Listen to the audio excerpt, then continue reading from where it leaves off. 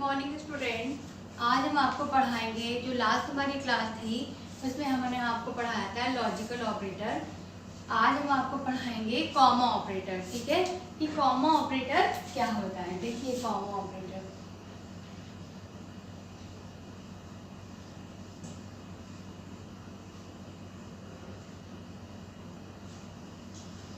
तो देखिए comma operator क्या होता है। To separate any variable is called comma operator. जो वेरिएबल को सेपरेट करते हैं वो हमारे कॉमा ऑपरेटर कहलाते हैं। ठीक है, जो भी ऑपरेटर वेरिएबल को सेपरेट करते हैं वो हमारे कॉमा ऑपरेटर कहलाते हैं। जैसे मान लीजिए सपोज दैट हमने लिखा ए बी सी, तो ये तो हमारे तीन वेरिएबल हो गए। अब हम कैसे समझेंगे कि ये तीन वेरिएबल अलग अलग है। वैसे हम अपनी समझ में समझ रहे हैं कि ये तीन वेरिएबल है, लेकिन इसके बीच में कोई ऑपरेटर नहीं लगा है, इसका मतलब तो ये एक ही हुआ। लेकिन अगर हम इसके बीच में कॉमा लगा देंगे तो ये हमारे तीन वेरिएबल हो जाएंगे। ठीक है, तो वेरिएबल को सेपरेट करने के लिए, अलग अलग करने के लिए हम लोग कॉमा ऑपरेटर का यूज करते हैं। ये इसका एग्जाम्पल है ए कॉमा बी कॉमा सी। करेक्ट। उसके बाद जो नेक्स्ट आता है वो आपका आता है असाइनमेंट ऑपरेटर। जो नेक्स्ट आता है आपका वो आता है आपका असाइनमेंट ऑपरेटर। तो देखिए असाइनमेंट ऑपरेटर क्या होता है।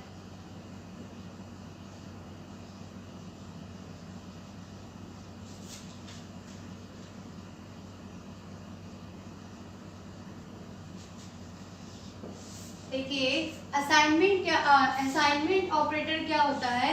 To assign any value of variable, to assign any value of variable means कि किसी भी वेरिएबल की वैल्यू को असाइन करने के लिए, किसी भी वेरिएबल की वैल्यू को असाइन करने के लिए हम लोग असाइनमेंट ऑपरेटर का यूज करते हैं।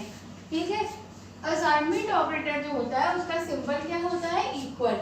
जैसे मैंने आपसे लिखा एग्जाम्पल, फॉर एग्जाम्पल मैंने लिखा a इक्वल टू 3। इसका मतलब क्या है कि a की वैल्यू जो है वो 3 असाइन हुई है। a की 3 वैल्यू आपकी असाइन हुई है। ठीक, अब देखिए जैसे हम लोग लिखते हैं a is equal to a plus 1, तो इसका मतलब क्या होता है कि इसका मीनिंग क्या है कि a की वैल्यू जो भी होगी उसमें एक का इंक्रीमेंट यानी एक वैल्यू इसकी बढ़ जाएगी। अगर यही चीज आपको असाइनमेंट ऑपरेटर में लिखनी है तो आप उसको इस तरीके से लिख सकते हैं कि a प्लस इक्वल b। जो ये लिखा है वही ये लिखा है, बस असाइनमेंट ऑपरेटर में उसको हम इस तरीके से रिप्रेजेंट करेंगे। ठीक, उसके बाद आता है आपका, जैसे हमने लिखना है a is equal to a plus y, sorry x is equal to x plus y. ठीक, मैंने आपको क्या लिखा, x is equal to x plus y, तो उसको हम लोग कैसे लिख सकते हैं, x plus equal to y. ठीक, अगर हमको लिखना है x is equal to x multiply y minus y, तो हम इसको लिख सकते हैं x minus equal y. Correct. अगर हमको लिखना है x is equal to x multiply y, तो हम इसको लिख सकते हैं x मल्टीप्लाई इक्वल वाई। ठीक, अगर हमको लिखना है x is equal to x divided by y, तो हम इसको लिख सकते हैं x डिवाइडेड बाय वाई। क्या लिख सकते हैं इसको कि x divided equal to y. ठीक है, मतलब चाहे आप ये इसका जो हमने लिखा है x plus equal to y, इसका मतलब ही है x equal to x plus y. x minus equal to y, इसका मतलब ही है x is equal to x minus Y.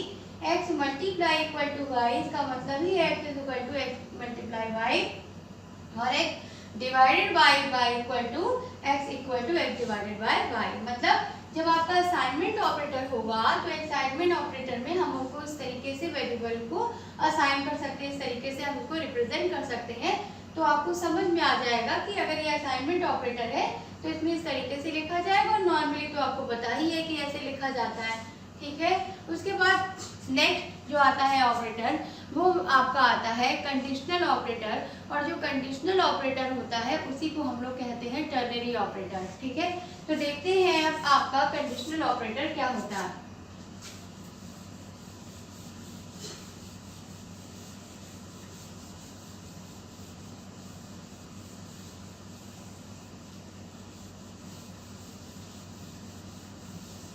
ठीक है, तो देखिए अब जो नेक्स्ट हम आपको पढ़ाने जा रहे हैं वो आपको पढ़ाएंगे हम कंडीशनल ऑपरेटर।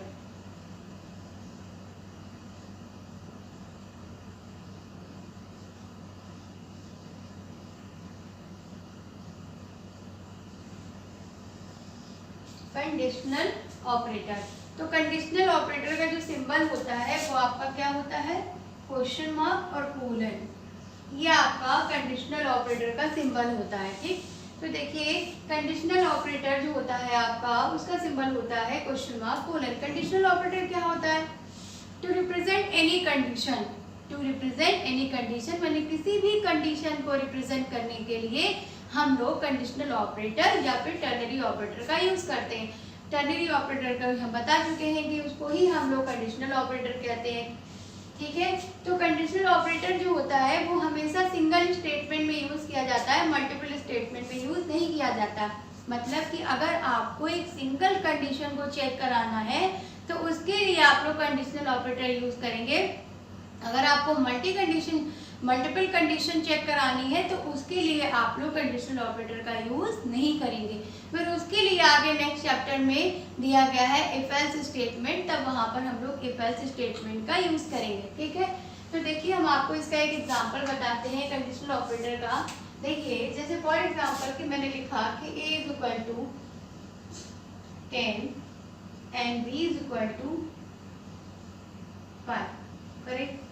अब इसको हम एक कंडीशनल ऑपरेटर में रिप्रेजेंट कैसे करेंगे, देखिए जैसे मैंने लिखा एक और वेरिएबल सी लिया, मैंने लिखा c is equal to a is greater than b question mark true फिर कोलन फॉल्स, करेक्ट। तो मैंने आपको क्या बताया कि ये सिंगल कंडीशन के लिए यूज किया जाता है कि a इज इक्वल टू 10 और b इज इक्वल टू 5। ठीक, a is greater than b, मतलब a की वैल्यू यहाँ पर 10 पुट करिए और b की वैल्यू यहाँ 5 पुट करिए, तो 10 इज ग्रेटर देन 5, इस कंडीशन ट्रू। अब ये कंडीशन ट्रू है तो क्या होगा आपका, ये फर्स्ट स्टेटमेंट में जंप करेगा, यानी c की वैल्यू क्या आएगी, ट्रू। समझ आया कि अगर आपकी a की वैल्यू 10 है और b की वैल्यू 5 है और यहाँ पर दोनों वैल्यू पुट कर देंगे, ठीक है, तो 10 इज ग्रेटर देन 5, मतलब ये कंडीशन, अगर ये कंडीशन ट्रू होती है तो ये फर्स्ट स्टेटमेंट में जंप करता है, और अगर ये कंडीशन फॉल्स होती है तो वो सेकंड स्टेटमेंट में जंप करेगा। ठीक, अब इसका मान लीजिए हम उल्टा कर दें कि यहाँ हम 5 कर दें और यहाँ हम 10 कर दें। ठीक है, तो यानी यहाँ आपका 5 हो गया, यहाँ आपका 10 हो गया, तो ये कंडीशन हमारी रॉन्ग हो गई। अगर हमारी कंडीशन रॉन्ग हो गई यानी फॉल्स हो गई तो कहाँ पे, तो फिर कहाँ पर जंप करेगा, तो ये यहाँ जंप करेगा, यानी फिर सी की वैल्यू क्या आ जाएगी आपकी, फॉल्स। समझ में आ गई बात। तो ये आपका कंडीशनल ऑपरेटर होता है जो सिंगल कंडीशन के लिए चेक होता है। ये हमारी सिंगल कंडीशन है, सिंगल लाइन कंडीशन है, तो सिंगल लाइन कंडीशन के लिए चेक हो गया। अगर मल्टी लाइन कंडीशन है तो हम लोग इफ एल्स स्टेटमेंट यूज करेंगे। नेक्स्ट जो है वो आपको हम पढ़ाएंगे बिट वाइज ऑपरेटर।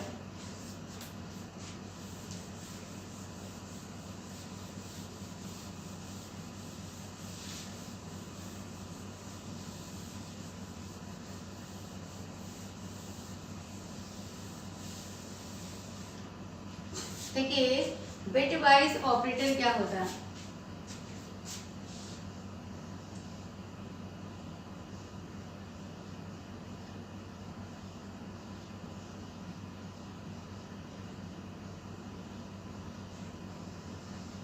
देखिए आपका बिट वाइज ऑपरेटर क्या होता है।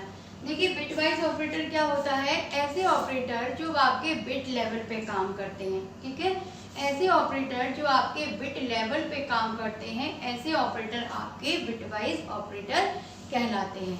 तो कितने प्रकार के होते हैं आपके बिट वाइज ऑपरेटर। देखिए पहला जो होता है आपका वो होता है बिट वाइज एंड,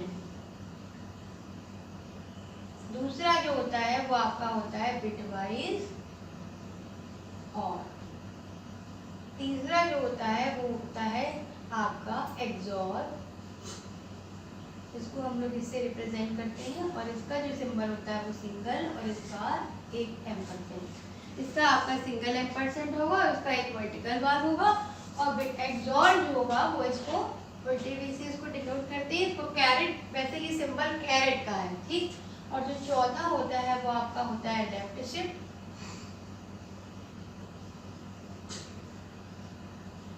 और जो फिफ्थ होता है आपका वो होता है राइट शिफ्ट।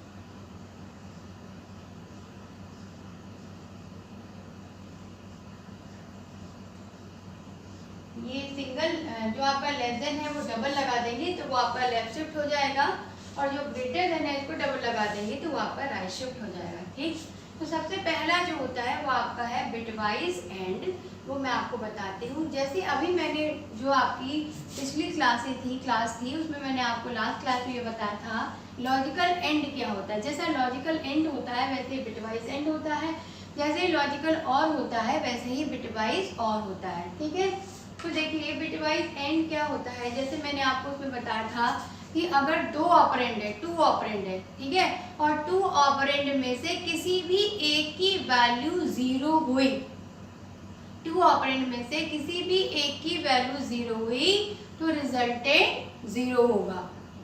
ठीक है, जीरो मीन्स फॉल्स और वन मीन्स ट्रू।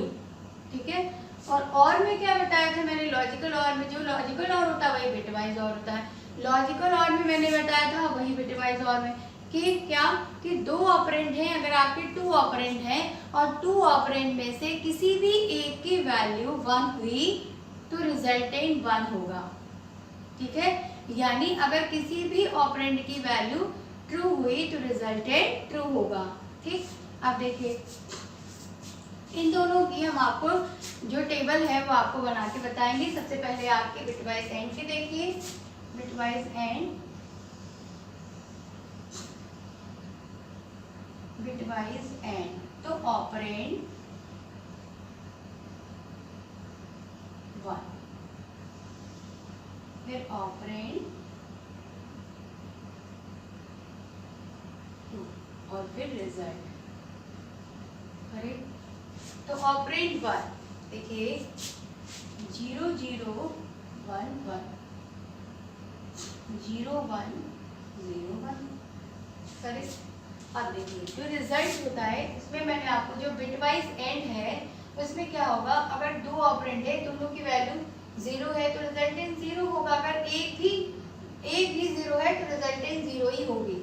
0 0 0 0 1 0 1 0 0 और 1 1 1। ठीक है, मतलब जो आपका बिटवाइज एंड हो या लॉजिकल एंड हो तो इसमें बिल्कुल ध्यान में रखिएगा कि जब दोनों ऑपरेंड की वैल्यू वन होगी तभी वन होगा, अदरवाइज जीरो ही होगा।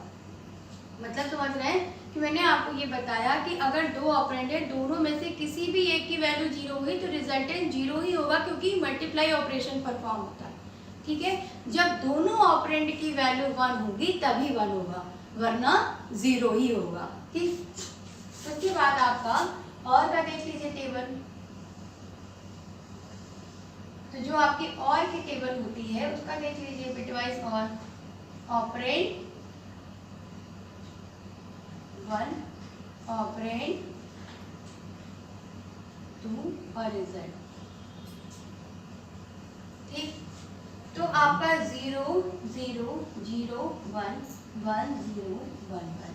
मैंने इसमें बताया था कि दो ऑपरेंड में से किसी भी एक की वैल्यू वन है तो रिजल्टेंट वन ही होगा, तो ये दोनों जीरो तो जीरो हो गया, 0 1 1 1 0 1 और 1 1 1। ठीक है, समझ में आ गई बात। तो लॉजिकल जो होता है और वैसे ही बिटवाइज और होता है, लॉजिकल एंड होता है वैसे ही बिटवाइज एंड होता है। ठीक है, दोनों का सेम है, बस इसमें सिंगल बस जो आपका सिंबल है उसमें बस डिफरेंस है कि इसमें एक सिंगल एम्परसेंट होता है, उसमें डबल होता है, इसमें सिंगल वर्टिकल बार होता है, और इसमें उसमें डबल होता है और इसमें सिंगल होता है। Correct, okay.